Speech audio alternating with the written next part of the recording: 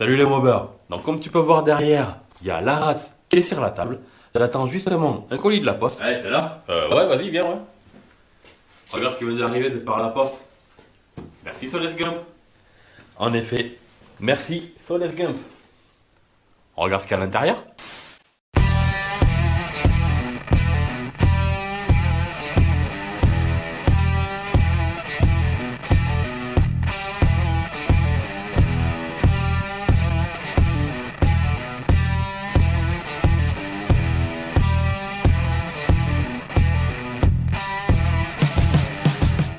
T'as vu ça un petit peu? Sur ma chaîne YouTube, ça devient du grand Spielberg. Tu sais quoi, la dernière fois, il y a un producteur qui m'a appelé pour que je fasse les effets spéciaux du prochain Avatar, justement. Je lui ai dit non, tu comprends, en ce moment, j'ai trop de boulot dans l'atelier, trop de mobilettes à faire et tout.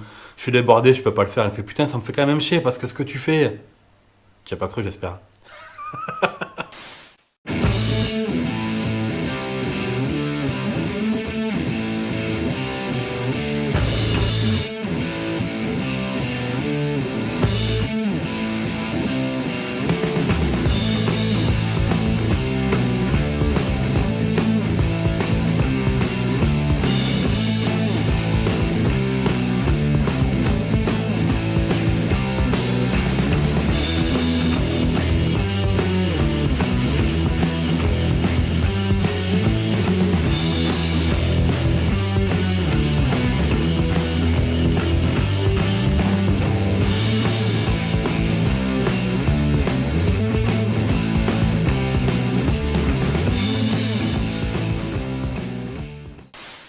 Sympa cette petite pipe.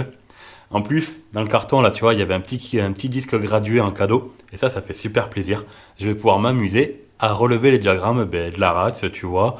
Je vais pouvoir relever les diagrammes aussi du moteur AV7 67cc Ersal de la mobilette à Aurélie. Donc, ça va vraiment bien nous servir. Je n'avais pas le disque gradué et ça tombe super bien. Pour revenir un petit peu sur la pipe d'admission faite par Soles Gump, elle est fabriquée en plastique, en impression 3D. Dans un plastique justement qui supporte la chaleur et l'essence, c'est mieux quand même pour une pipe d'admission. Il fabrique des pipes d'admission justement sur mesure en fonction des besoins du client.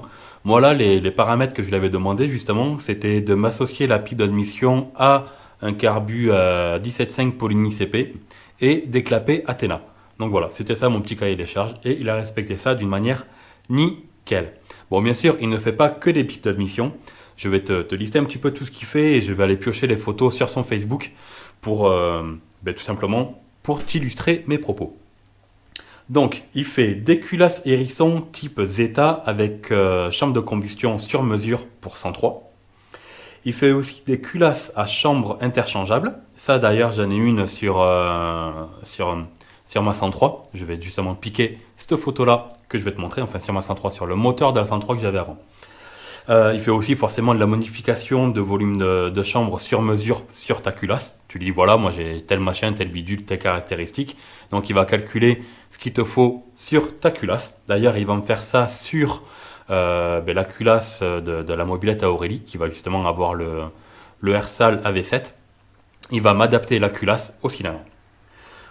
Comme tu as pu voir, il fait de la pipe d'admission. Il fait aussi de la boîte à clapper, des pipes clappées tout compris là pour Peugeot 103. Il fait des manchons semi-souples sur mesure.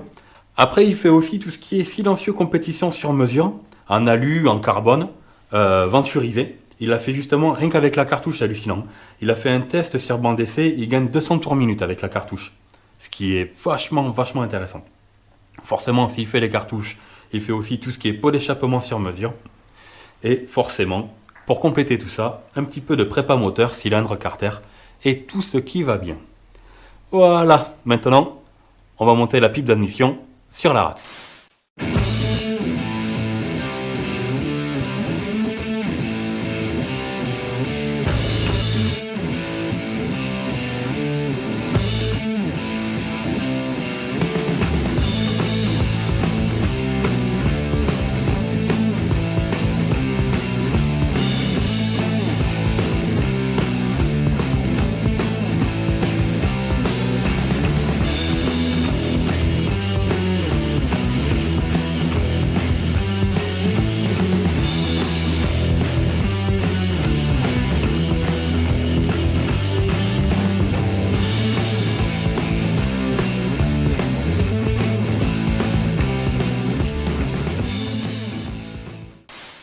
Bon, comme tu as pu le remarquer, le trop-plein de la cuve passe vraiment juste au niveau du ressort moteur. Mais c'est pas bien grave, parce que ça passe, donc on s'en fout. Mon carbu est légèrement incliné, tout simplement pour que quand je sois en full variation, à peu près comme ça, mais il soit à peu près droit. Voilà. Je préfère l'avoir un peu tordu de base, mais qui se redresse en full variation et qu'en full variation, je sois bien droit. Donc comme tu peux voir là, ça passe juste, mais ça passe, tu vois, donc c'est le principal. Il a fallu légèrement que je gratte là sur le cadre pour faire passer cette partie-là. Bon, ça c'est parce que c'est un arrière de cadre de 40V, donc c'est pour ça, vu que c'est un fixe derrière, c'est vachement gros à ce niveau-là. Donc si jamais, admettons, ça aurait été un cadre d'un BK51, je pense que ce serait passé. Je mets pas ma main coupée, mais je pense que ce serait passé. Mais du coup, voilà, ça passe. Au poil de cul, mais ça passe. Bon, par la suite, là, je vais remplacer le coude, parce que là, j'ai mis un coude de Carbu 15 SHA. Je vais le remplacer par les trucs vachement courts et directs. Là, je sais plus comment... Je ne me rappelle plus le nom de la personne qui le fait, mais je te mettrai une petite photo. Donc voilà, ça va être remplacé par ça. Le carbu, lui, le starter n'est pas à câble, mais à tirette. Voilà. Personnellement, je préfère, ça me permet d'avoir un côté un petit peu plus épuré au niveau du guidon. On va monter le filtre à air, mais c'est juste pour te montrer que, voilà, ça fonctionne. On m'a aussi dit qu'il y avait des chances que ça finisse par toucher, malgré que mon manchon soit vachement rigide. On m'avait dit que ça risquait à toucher. Si c'est le cas, je me ferai une patte de fixation prise sur le carter. Le ressort moteur, lui, va finir par dégager par un ressort moteur de Williams. Donc on parlera ça dans une autre vidéo, ben justement dédiée à ça. Donc là, ce qu'on va faire, on va remonter le filtre à essence, on va remonter le filtre à air, mettre de l'essence et essayer de la démarrer. Bon, il n'y a rien qui est réglé. Donc là, de base, l'aiguille est au milieu. J'ai un gicleur principal de 82 et un gicleur de ralenti de 38. Je ne sais même pas si ça va être bon ou pas. Donc voilà, dans tous les cas, j'ai une boîte de gicleur principal pour pouvoir régler, qui va de 80 à 100. Donc je pense être à peu près dans les clous. Pour le gicleur de ralenti, j'en ai pas, mais j'en achèterai de toute façon pour fignoler les réglages. Donc on remonte tout ça et on essaye de démarrer. Donc on va tester de démarrer la race. De base, j'ai mis le ralenti assez haut, donc théoriquement elle devrait avoir le ralenti trop haut. Il y a l'essence, on met le starter, je garde le tournevis à côté pour baisser le ralenti s'il y a besoin. Et ben, il n'y a plus qu'à tirer en espérant que ça démarre assez rapidement.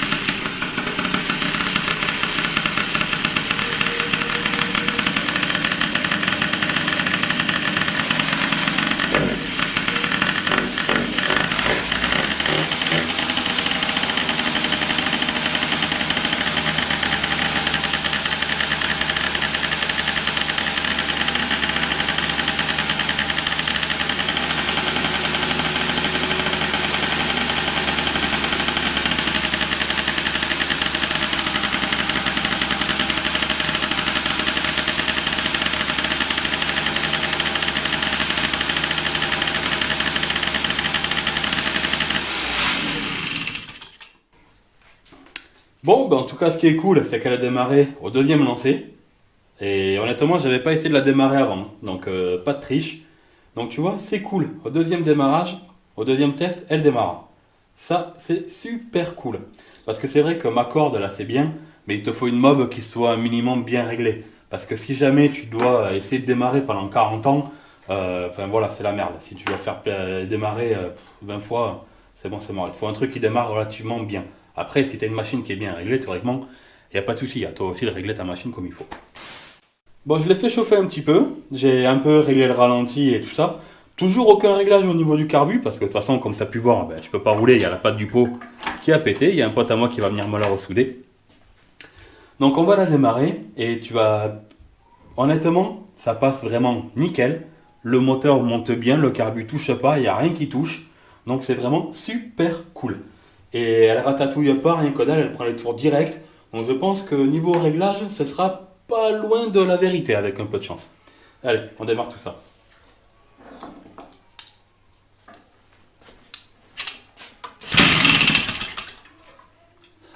Peut-être que j'ai un petit peu trop descendu le ralenti. On va voir.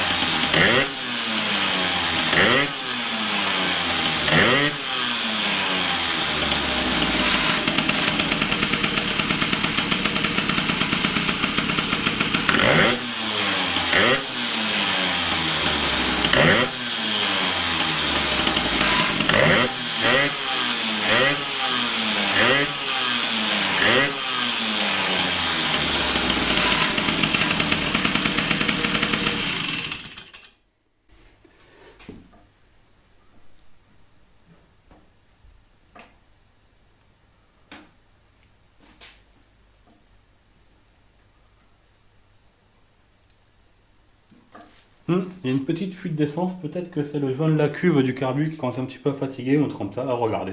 Bon, si c'est juste un joint de cuve, c'est pas la mort. Parce qu'il y a un léger petit sointement, on va regarder ça. Ah, c'est une pièce d'occasion, faut bien s'adapter. Voilà. Mais en tout cas, c'est super prometteur. Par contre, c'est marrant comme la cuve elle est gelée. En tout cas, tu as vu, ça va, le moteur il a de bien prendre ses tours. Il ratatouille pas à bas régime, il prend bien, autant que ce soit plein gaz ou alors mi-ouverture ou vraiment léger. Il ratatouille pas du tout. Donc certainement que les réglages sont pas loin de la vérité. Mais il me tarde de faire ressouder la patte du pot à l'arrière pour tester tout ça sur la route. Je pense qu'on va bien rigoler. Ah oui, il va falloir aussi que je change mon câble d'accélérateur parce qu'il est trop court. Donc comme tu l'auras compris, je suis plus que satisfait de cette pipe d'admission. Je suis vraiment super content, ravi. J'ai enfin pu monter mon carbu 17.5 CP Polini. Et c'est la classe. Ça touche même pas, j'avais peur pour le ressort épingle et tout ça. Donc le ressort va quand même être changé parce que voilà, le ressort épingle d'origine c'est pas vraiment folichon. Un bon petit ressort pour que je puisse vraiment bien régler toute ma plage de fonctionnement du moteur, ce sera vraiment super cool. Bon, tu connais la routine. Si jamais la vidéo t'a plu, n'hésite pas à liker, partager, t'abonner. N'hésite pas à laisser un petit commentaire en bas de la vidéo, ça fait toujours plaisir, j'y répondrai avec grand plaisir. Si jamais tu veux soutenir ma chaîne YouTube, n'oublie pas qu'il y a toujours les casquettes que tu peux acheter, t-shirts, suites, bonnets. Tout ça, c'est dans la description de la vidéo. Et pareil pour le lien Facebook Pro de Soles Gump, tout est dans le lien, tout est dans la description de la vidéo. Je me mélange un peu les pinceaux, je suis trop content. Allez, ciao!